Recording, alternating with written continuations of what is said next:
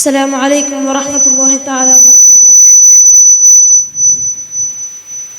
بسم الله والحمد لله والصلاة والسلام على أشرف المرسلين وعلى آله وصحبه أجمعين أما بعد. ബഹുമാനപ്പെട്ട ഉസ്താദുമാർ, വിധികർത്താക്കൾ, മറ്റു എൻ്റെ ശബ്ദം ശ്രവിക്കുന്ന മുസ്താലിം സുഹൃത്തുക്കളെ, പ്രവാചകനുരാഗത്തിന്റെ ഗദ്യപദ്യാലാപനങ്ങൾ കൊണ്ട് വർണ്ണപകിട്ടേകിയ ഈ വേദിയിൽ പ്രവാചക പ്രണയത്തിന്റെ പാഠപുസ്തകത്തിൽ ആവോളം അധ്യായങ്ങളും അധ്യാപനങ്ങളും അളവില്ലാതെ സമ്മാനിച്ച സ്വഹാബത്തെ കിറാം എന്ന വിഷയത്തെ ഞാൻ ആസ്പദമാക്കാം. നാഥൻ തൗഫീഖ് നൽകുമാറാകട്ടെ. ആമീൻ. പ്രിയരെ, സ്വഹാബി എന്നത് കേവലം ഒരു നാലക്ഷരത്തിൽ ഒതുങ്ങുന്ന പദവി മാത്രമാകുന്നില്ല, മറിച്ച് ലോക ചരിത്രത്തിൽ ദടാർഖ്യജ എന്ന മുദ്ര കുത്തിയ അസുരതയുടെയും അനീതിയുടെയും 6-ാം നൂറ്റാണ്ടിൽ ഹബീബ് റസൂലുള്ളാഹി സ്വല്ലല്ലാഹു അലൈഹി വസല്ലം തങ്ങളിൽ നിന്ന് ഇസ്ലാമിന്റെ സുന്ദരാശയാദർശത്തെ ഉരുവയും അത് ഒപ്പിയെടുത്ത് താബിഈങ്ങളിലേക്കും അവരിൽ നിന്ന് തബഉ താബിഈങ്ങളിലേക്കും പകരാൻ കാരണക്കാരാവുകയും അനിർവചനീയമായ പ്രവാചക പ്രണയം എന്ന ആശയത്തെ മാനവരാശിയുടെ മരതലങ്ങളിൽ ഒരിക്കലും വിധം കുത്തിവെക്കുകയും ചെയ്ത ഉത്തമ മാതൃകകളാണ് സ്വഹാബത്തെ കിറാം റളിയല്ലാഹു അൻഹും. എന്നിരിക്കെ ചരിത്ര താളുകളിലൂടെ നാം കണ്ണോടിച്ചാൽ ഓരോ സ്വഹാബിയും ഇസ്ലാമിന്റെ പ്രധാന തൂണുകളായിരുന്നു. ഇസ്ലാമിന്റെ 1-ാം ഖലീഫ അബൂബക്കർ സിദ്ദീഖ് റളിയല്ലാഹു അൻഹു അവിടുന്ന് ത്യാഗത്തിന്റെയും സഹനത്തിന്റെയും പ്രതീകമായിരുന്നുവെങ്കിൽ ഇസ്ലാമിന്റെ 2-ാം ഖലീഫ ഉമർ ഇബ്നു ഖത്താബ് എന്ന ഖോജ അവിടുന്ന് ഇസ്ലാമിനെ സമ്മാനിച്ചത് അത് ധൈര്യത്തിന്റെയും പ്രതീക്ഷയുടെയും ഉൾനാമ്പുകളായിരുന്നു.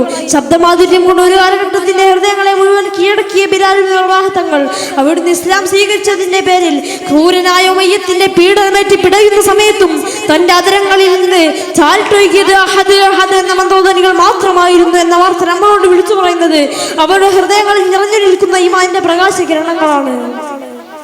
നമുക്കറിയാം, നിനക്ക് ഉദിച്ച തൂക്കുമരത്തിന് പകരം നിന്റെ ഹബീബായ മുഹമ്മദിനെ വധിക്കട്ടെ എന്ന ചോദ്യത്തിന് അവിടുത്തെ കാലിൽ ഒരു മുള്ളു തറക്കുന്നത് പോലും ഞാൻ ഇഷ്ടപ്പെടുന്നില്ല എന്ന ഹുബൈബയുടെ വാക്കുകളിൽ നാം വഹിച്ചെടുക്കേണ്ടതും ഉഹദിന്റെ രണാങ്കണത്തിൽ നബിക്കുരേരെ കുതിച്ചു വരുന്ന അസ്ത്രങ്ങൾക്ക് മുമ്പിൽ തന്റെ ഹൃദയത്തെ കവചമാക്കിയ തൽഹാ റളിയല്ലാഹു അൻഹുവിന്റെ സമർപ്പണത്തിലൂടെ നാം മനസ്സിലാക്കേണ്ടതും അനിർവചനീയമായ പ്രവാചക പ്രണയത്തിന്റെ ആഴങ്ങളെയാണ്.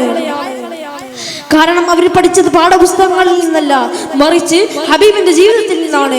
അവർ കേട്ടത് വെറും ഒരു വാക്കുകളായിരുന്നില്ല, മറിച്ച് വരികളിൽ ഒതുങ്ങാത്ത വഹീന്റെ ശബ്ദധ്വനികളായിരുന്നു.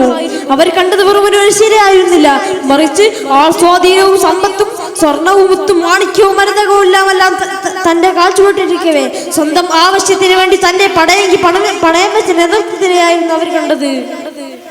ഇതെല്ലാം കൊണ്ട് മാത്രമാണ് അല്ലാഹു തആല ഖുർആനിൽ അവരെ പറ്റി ഇങ്ങനെ പരാമർശിച്ചത്. റളിയല്ലാഹു അൻഹും അവരെ തൊട്ട് അല്ലാഹുവിനെ തൊട്ട് അവരും സംതൃപ്തരാണ്. ഇതിനപ്പുറം ഒരു മനുഷ്യന് എന്ത് ബഹുമാനമാണ് വേണ്ടത്? ഏത് വിശപ്പിലും ദാഹത്തിലും എത്ര വലിയ പ്രതിസന്ധി ഘട്ടങ്ങളിലും അവർ കൈവിടാതെ മുറുകെ പിടിച്ചത് അല്ലാഹുവിനെയും അവന്റെ റസൂലിനെയുമാണ്. അവർ ദുനിയാവിന് വേണ്ടി ഇസ്ലാമിനെ ഉപയോഗിക്കുകയല്ല, മറിച്ച് ഇസ്ലാമിന് വേണ്ടി ദുനിയാവിനെ ഉപേക്ഷിക്കുകയാണ് ചെയ്തത്. എന്നിങ്ങനെ തുടങ്ങി എത്ര പറഞ്ഞാലും തീരാത്ത സ്വഹാബ കിറാമിനെ ഞാൻ ഇവിടെ പറഞ്ഞു.